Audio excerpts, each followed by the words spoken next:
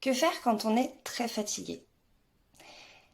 C'est la question à laquelle je vais essayer de répondre en quelques minutes pour vous donner quelques conseils pratiques. Je suis Lauriane Léon, conseillère en nutrition et micronutrition, et je prends en charge votre bien-être dans sa globalité.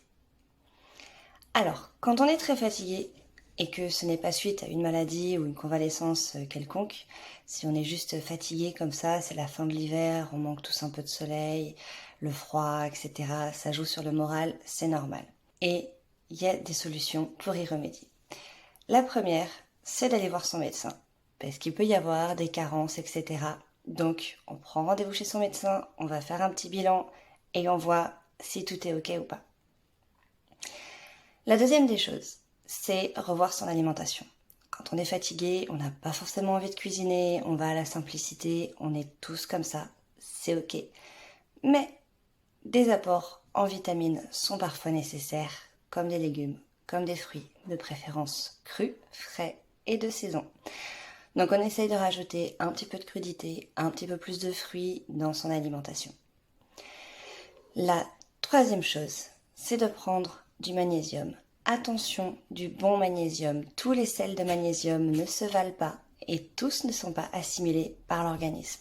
Donc on choisit le bon sel de magnésium, on demande conseil à son pharmacien, à son conseiller en nutrition, à son naturopathe.